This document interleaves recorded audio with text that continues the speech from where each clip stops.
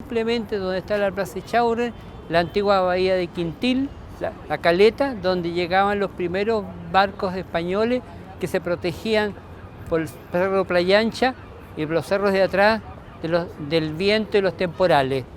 Al ser un lugar al que llegaban los barcos y por ahí se subían carretas hacia los cerros a caballo para llevar a Santiago los productos que llegaban o sacarlos, ¿no es cierto? Valparaíso se definió en esos años como un puerto de importación y exportación. Llegaban todos los productos para la colonia, pero también salían los productos que llevaban los barcos. De aquí no salían barcos con oro, ¿no? Eso porque no había. Pero de aquí salían barcos con agua limpia, con carne seca, con fruta, con verdura, con vino, que eran básicamente para abastecer el comercio y la navegación misma. Entonces se fueron construyendo las primeras bodegas, las primeras factorías comerciales alrededor de la bahía de Quintil y se empezó a poblar las primeras casas hacia los cerros. Los cerros del lado de la iglesia de la Matriz, que eran los más populares, y este cerro Cordillera, donde habitaron la gente más pudiente de aquella época. Ese fue el origen de Valparaíso, que se fue expandiendo a medida que fue creciendo después de la libertad de comercio en 1820. Ya Valparaíso empieza a recibir barcos de todas partes, empieza a recibir navegantes, entonces empieza a crecer y empieza también a rellenarse la ciudad para ir avanzando hacia el mar, dado que la ciudad se limitaba hasta este sector, más allá no existía. Más allá habían quintas nomás, chacras.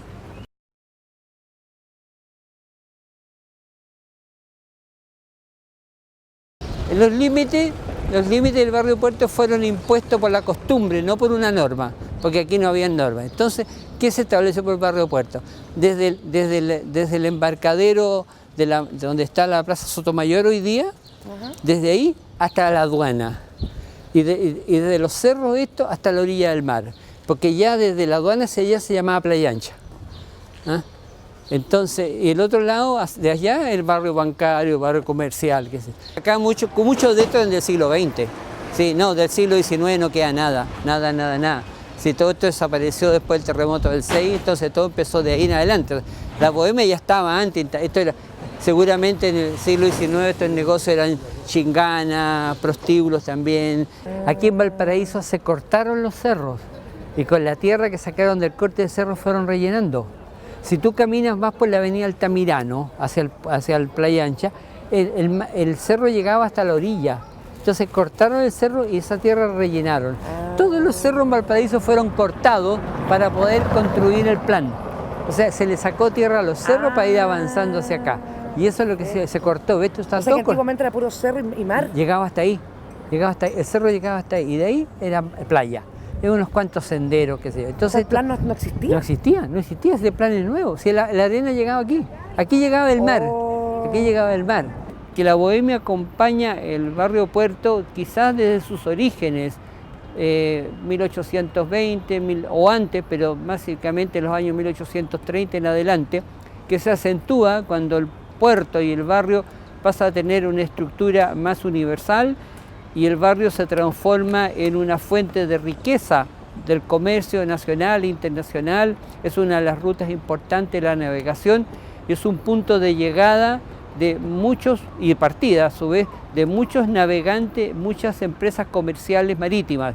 El puerto mueve la economía de Chile a través del mar y esa época es el periodo en que el puerto se desarrolla, se expande a su máxima amplitud, que es lo que se denominó en un momento la época de oro del puerto, para continuar después desarrollándose paulatinamente. Viene el terremoto de 1906, viene la crisis del Canal de Panamá, pero el puerto continúa siendo un lugar atractivo para la gente para venir a divertirse y la bohemia continúa siendo uno de los motores de la vida del Valparaíso, como en todos los puertos del mundo, que la bohemia es parte de la integridad de estos sectores de la ciudad.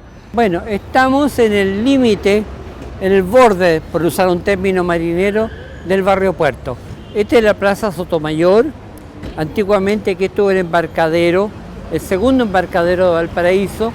Este es el punto que separa dos universos, dos mundos, dos características y dos formas de vida. Mientras en uno había diversión y bohemia, en el otro había movimiento bancario, comercial, marítimo.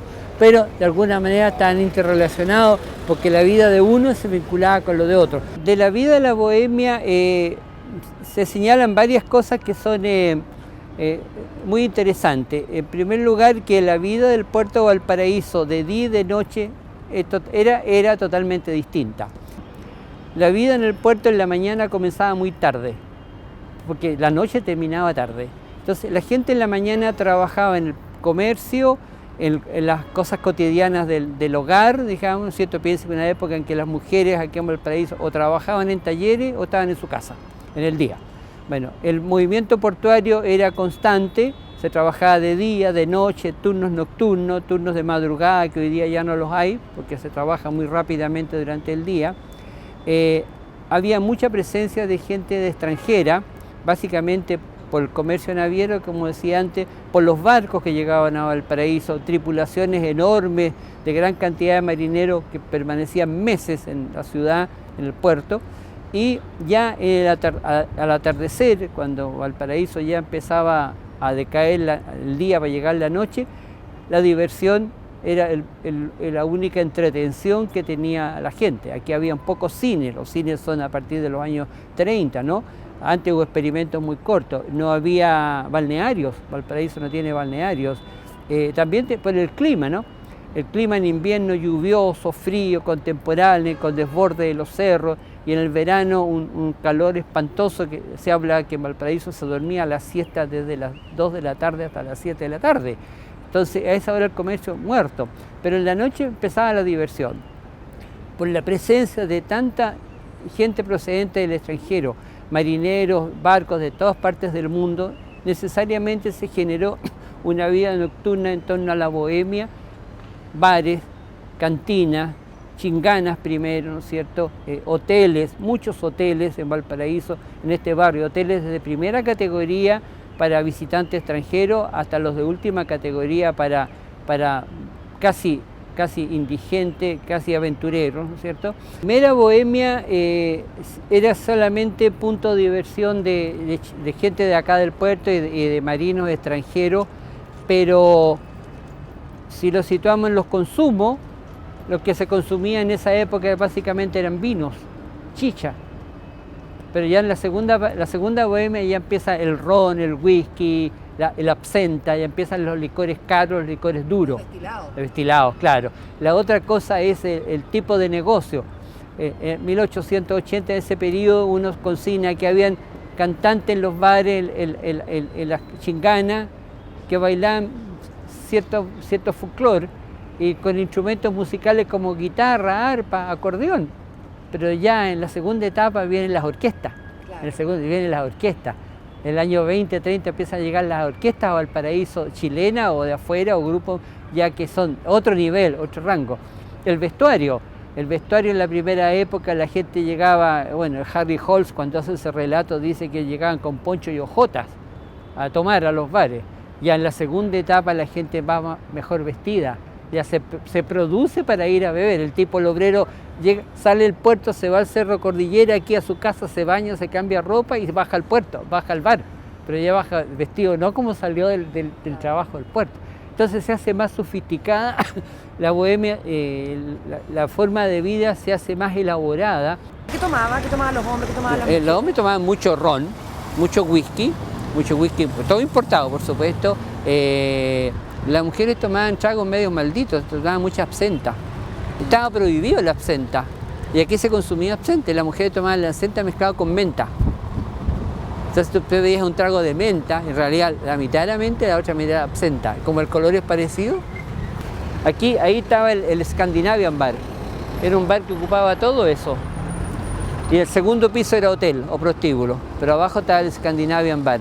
O sea, tenía 3 pisos. El primer piso bar, comedor, el segundo piso también reservado, y el otro piso arriba piezas. Y a continuación al lado, donde va a haber un sitio de Oriazo, estaba el Shanghái, que es el principal bar de un chino que tenía el fumadero de opio. Por eso que la gente cuando allanaban el Shanghái para buscar a los fumadores de opio, arrancaban hacia el Cerro del Rayán, hacia arriba. Usted contaba que la presencia de las drogas duras en esa época era peor que ahora. Peor. Básicamente la cocaína y la heroína. Wow. La marihuana aquí llegó tardíamente y eso debe ser como el chicle. No, ninguna relevancia. Bueno, el American Bar que estaba aquí, la entrada estaba por acá y había otra salida por allá. Todos los bares tenían entrada y salida, por la parte donde arrancar. Claro. Donde vimos ese sitio era al lado de la compañía naviera, ahí estaba el bar El Águila, que era de un español de apellido Casado. Ahí se hacía contrabando, entonces la policía entraba por aquí a allanar y la gente arrancaba por la otra calle. Y Casado vendía pura comida española. ¿Y qué pasaba dentro de esos bares? ¿Cómo era? Bueno, en Valparaíso, hoy día podemos decir que si hacemos un análisis, el 90% de lo que había de diversión nocturna hoy día estaría prohibido. Aquí en Valparaíso la prostitución comenzaba a los 12, 13 años de edad. Había muchas prostitutas, la cantidad de calles y callejuelas con hoteles de primera, segunda, tercera categoría, prostíbulos, albergues, en fin, residenciales, albergaban diferentes niveles de prostitución porque en un momento en que en Valparaíso llegaban a haber 1.500, 2.000 marinos procedentes de fuera. Y eso necesitaba una diversión que concurría a los negocios que había establecido, pero también la otra parte de la diversión que llevaba necesariamente de la cantina al prostíbulo. Se señala también de que había muchas mujeres que en el día trabajaban en talleres, en pequeñas fábricas, y en la noche ejercían la prostitución.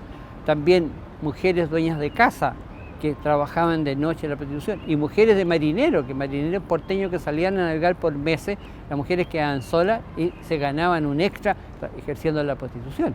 Entonces, en varios niveles hubo códigos. El código más básico era de la tolerancia. Aquí todos se toleraban. O sea, si en el barrio había una prostituta y al lado la señora que trabajaba en un colegio y la demás allá vendía en un almacén y la otra trabajaba en un taller, todas señoras. O sea, nadie insultaba ni desmerecía a los demás. Es una tolerancia. Si la de acá era chilena, venía del sur de Chile, araucana, como le decían, ¿no es cierto? O era de procedencia extranjera, daba lo mismo. Si aquí vivía un marino inglés, allá uno noruego, más allá un mapuche que había venido a trabajar en el puerto, daba lo mismo. Nadie se desmerecía. Era una sociedad muy respetuosa. Respetuosa de las individualidades y de los oficios. A nadie se le miraba en menos por trabajar barriendo la calle, o la señora que barría la calle era tan respetable como la mujer que conducía el tranvía. El Chaurren. Armando Uribe le puso la Plaza de los Desamparados. Ah, además. Claro. ¿Qué llegan acá? ¿Qué llegan acá? ¿Ah?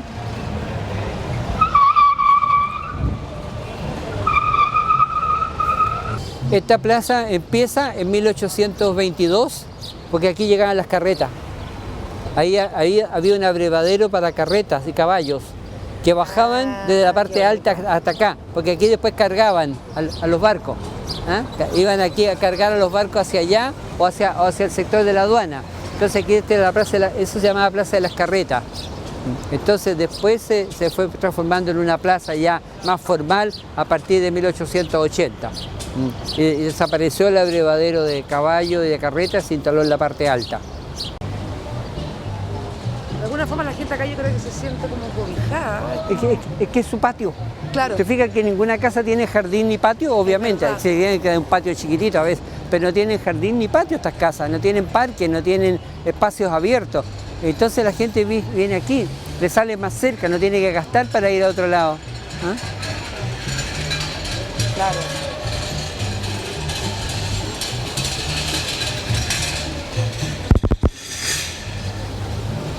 Nosotros venimos a ver el partido de Chile, cuando ganó Chile, al Liverpool. Ya.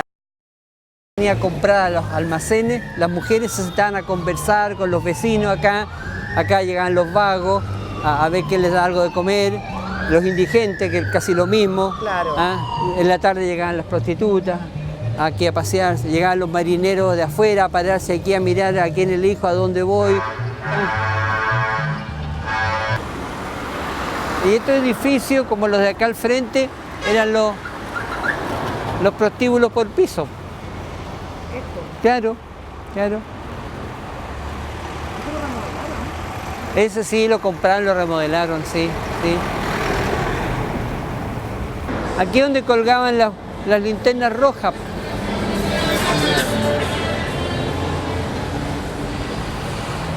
Y esto, mira, aquí queda del comercio.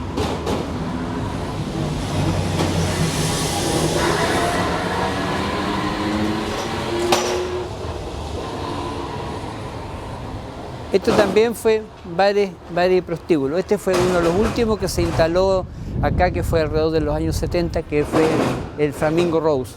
Este que figura en el libro de Gonzalo y la Vaca. Ah, perfecto. El Flamingo Rose murió en los años 90. Ya no existe nada de esto. Entonces la residencia y familia convivía con lo que había al lado y con lo que había aquí al frente. Claro. Y aquí donde estaba el Roland Bar, aquí. Aquí donde se filmó la película Joris Ivens, en el interior del bar. Este es el Roland Bar. Aquí está el Roland Bar. ¿No? Y aquí había un hotel al lado.